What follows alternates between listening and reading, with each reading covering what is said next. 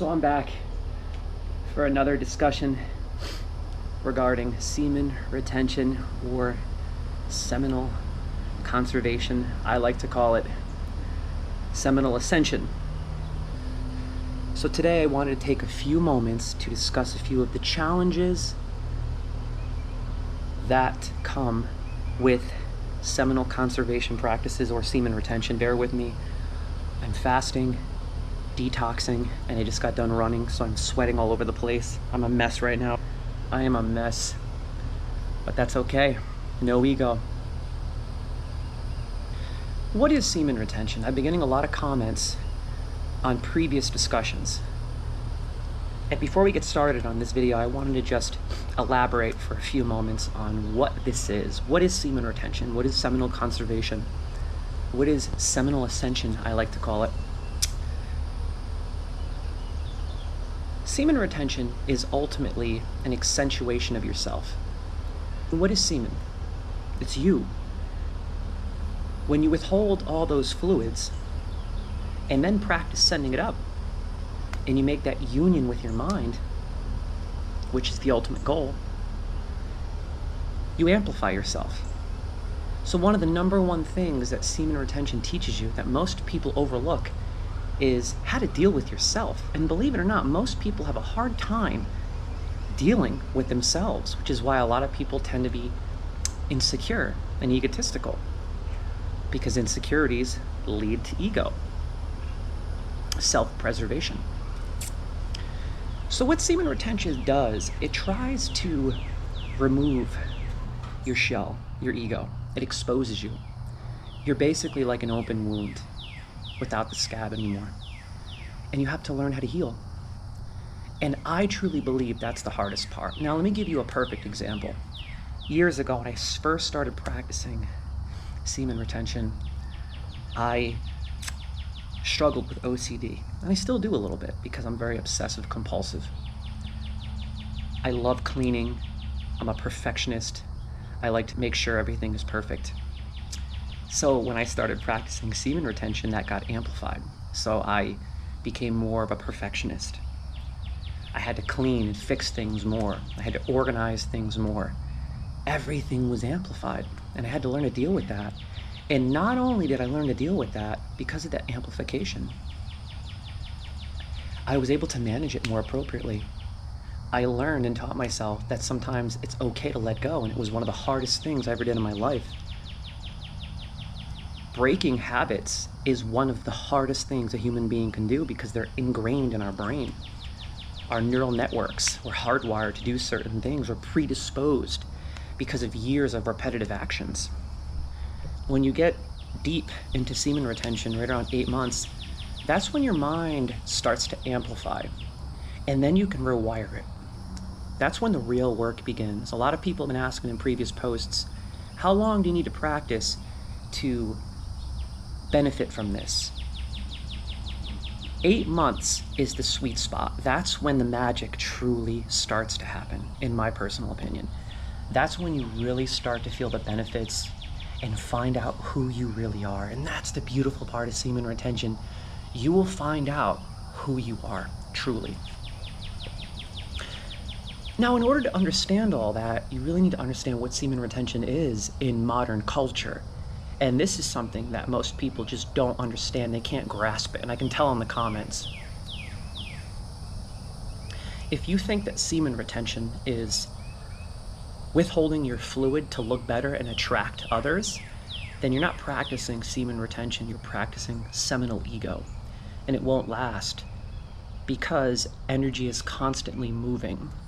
And energy has to go somewhere. If you trap energy, it will explode and leak. I explained this in a previous video. So I want you to understand that your body is operating right now regularly like a waterfall. Right now your water is flowing down. Your fluid is flowing down. Which is why most men are perverted. They have to watch pornography, masturbate.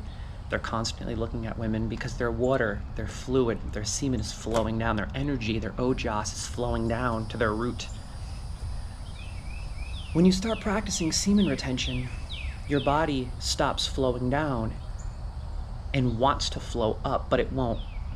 This is the thing that most people just don't understand. When you practice semen retention, you're not going to get much out of it except a testosterone boost for a few months and then a wet dream, because you're not getting the energy up. The whole point of practicing semen retention, seminal conservation, celibacy, withholding your fluids, is to send that energy up so that you can awaken, become more mindful, become more creative, cleanse your body, because as that energy rises, as that ojas rises, as that Christ oil rises, as that cerebral spinal fluid rises, it purifies each chakra on its way up.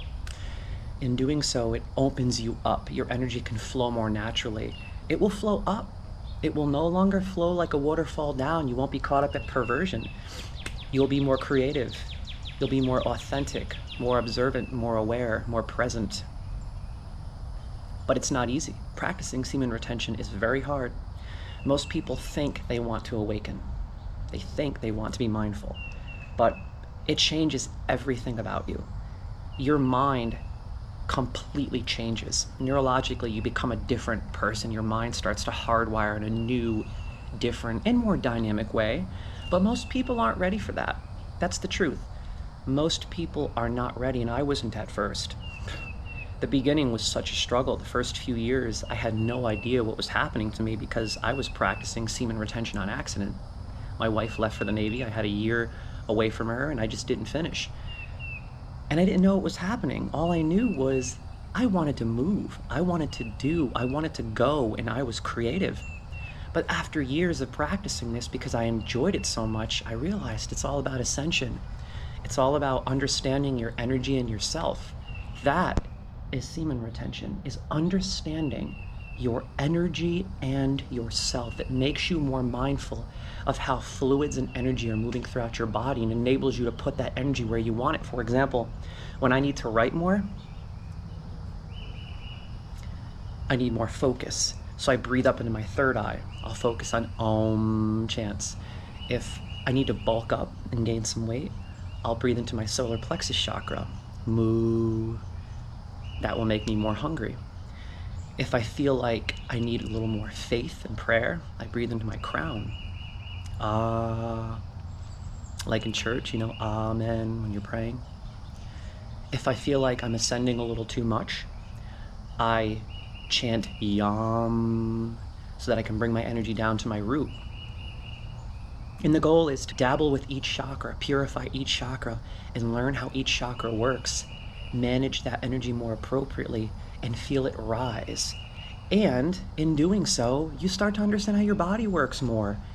It gives you more control over your destiny, your energy, your feelings, and it ultimately makes you more present. It's a wonderful experience when you finally feel your energy rising for the first time. It's rising up your body, and you actually feel it affecting your chakras, crackling each chakra.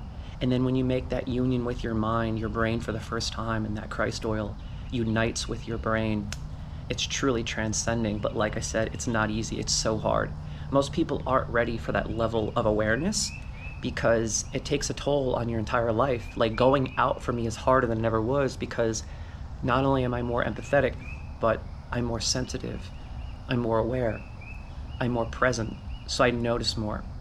With that comes a lot more judgment, and that's the hard part as well. You have to learn to remove your ego, only be helpful, only be supportive, only be accommodating, only be kind. It changes you so much, and I can go on and on and on. But ultimately, if you're thinking about practicing this, I want you to make sure you practice for the right reasons. I don't want you to practice for the wrong reasons. I don't want you to start this just to attract attention, because you will, but that won't last, because that energy has to go somewhere. You can't just let semen sit in your system. It has to flow. You have to guide that flow is the whole point. That's why spiritual cultures practiced celibacy, because it gave them more control over their energy, and in doing so, more control over their destiny and their ascension. I would love to know how long you've been practicing semen retention. Let me know in the comments. What have you been experiencing? What hardships are you going through? I wanted to discuss a few of the hardships that you will inevitably experience when practicing semen retention or seminal conservation. I got a squirrel hanging out right next to me eating.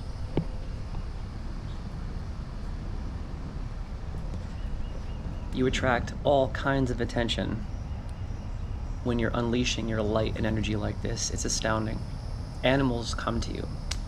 Everything comes to you like a beacon of light. It's amazing. But when you're a beacon of light, you have great power.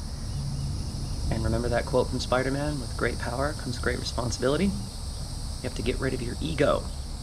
And that is your primary responsibility. So one of the hardships that I faced when I first started practicing semen retention or seminal conservation, temptation. Now, I've been seeing a lot of comments on the last few videos about temptations, how to handle, deal with, and overcome temptations.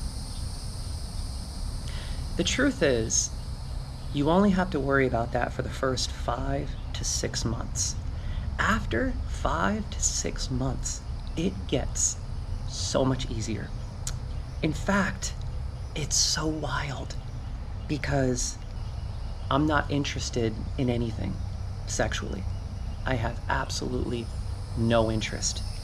That has become something of a tool that I use when I must. A lot of you probably don't quite understand this. They probably are thinking, why would you want to do that? Sex is a joy in life. Orgasming is a joy in life. And I don't agree. Throughout my life, I always found that releasing drained me. And if you really think about it, what is releasing? You're releasing your mana. You're releasing your life force, your energy, your source. You're releasing yourself. And you're becoming less every single time you release.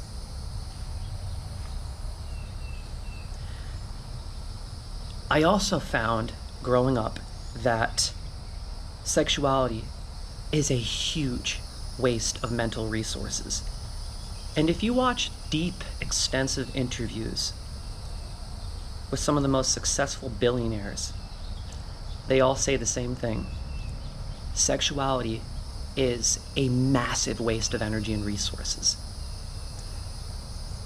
I like to think of sexuality as a tool for procreation, and that's exactly what I plan on using it for. I use it to reproduce, and that is all. And right now, I have no intentions of reproducing, so I have no interest in sexuality. And I have to say, it has been one of the most astounding and incredible experiences of my life, getting rid of this worry, these desires, these hardships, because I have so much more room for creativity, advancement, mindfulness, and that's what semen retention does. One of the most astounding benefits that I have found throughout the years practicing semen retention for years on end and really delving deep into this to see how it affects my body, mind, and lifestyle, spirituality, is its ability to purify your entire body and system, as well as rewire your entire brain. It will literally change the way you think within 8 months if you give it the time to do so. But if you really want it to rewire your mind, you have to get that energy up like we just discussed previously. But one of the hardships is temptations. The temptations are hard at first because your body is still flowing down like a waterfall. Your body is flowing down, your fluids are flowing down, just like I had discussed previously. Because your energy is flowing down, your mind is stuck in perversion, sexuality. That's perfectly normal for someone that's living in their root chakra or their sacral chakra. But once you practice semen retention for long enough, your energy will naturally start rising no matter what. And if you guide that energy up through meditation, mindfulness, breathing practices, chakra work, your energy will get away from your sacral chakra and away from your root. You won't have to worry about that stuff anymore. And then if you ever do want to feel that way, you can just breathe into your root. For example, all you have to do is say yum 5 times, and your energy will go right back down to your root. It's really simple. And that's the beautiful part of chakra work. Mastering your energy is incredible because when you understand your chakras, you understand how your body works. And then you can put energy where you want energy. Wherever you put that energy, you can use it wisely. In order to get through the temptations, You have to have self-control. But if you can just get through the first 5 to 8 months, you won't have to worry about that anymore, especially if you practice breathing and get that energy up. For me, it's wild. After 8 months, I just don't care anymore because I realized how petty those thoughts are and how wasteful desire is. Desire is such a waste of time. It makes men so weak. It makes great men so weak because they waste all their mental capacity chasing. Chasing what? A finish? To deplete your soul and your mana? Such a waste of time. That's one of the things that I've gathered on this journey thus far. One of the most profounding aspects of seminal conservation is how much of a waste of time sexuality can be if not used appropriately and wisely. So now I just practice selfless service in my relationship. I withhold my fluids and I use those fluids wisely to amplify my life in many ways. Another trial and tribulation will be a bit of blood pressure to your head and brain. When you start practicing seminal conservation, your body, believe it or not, after a certain amount of months, starts to produce more red blood cells. Now the reason why is because your free testosterone is going up. When your free testosterone goes up, you start producing more red blood cells. It's like taking a small shot of steroids, literally. It affects your body like that. I mean, you'll get hair on your neck like I have here. Your voice will get deeper. It's really wild. Your whole body changes. And when that happens, you tend to have more blood pressure in your head because you have more blood in your body and energy starts to flow up like we had just discussed. And one of the best ways to relieve that is to moo a lot. That's one of my favorite chants. Moo. It balances your body and your energy. It sends blood down to your solar plexus chakra or your stomach, nourishes your organs, makes you more hungry, more happy, and it gets a bit of blood away from your brain. But over time, your body will adjust. At first, it will be hard because your nerves are going to get hit from all the veins that are getting bigger, and you might get some eye twitches and facial twitches, and weird things are going to start happening to you. I know it sounds crazy, especially if you unleash your Kundalini like me, which I pray you don't. Oh my goodness, what a wild journey that is. A whole different video, a whole different topic for a different day, but energy will rise, blood will rise, and you may feel more pressure in your head, which could cause headaches. Coffee helps. I like to have coffee, a little bit of caffeine, or Brilliant Brew. It's an amazing product. I actually prefer the blood flow to my brain because it enhances my creativity. I can do more. I can think better. I'm clear. I'm more focused. It's incredible. And that's probably one of the weirdest trials and tribulations you're going to have to go through. Most of the trials and tribulations and hardships that you will experience practicing seminal conservation go away naturally. Your body just has to adjust and rewire. Your body has to get used to and adapt to this entirely new lifestyle and routine. So give it time and your body will adjust.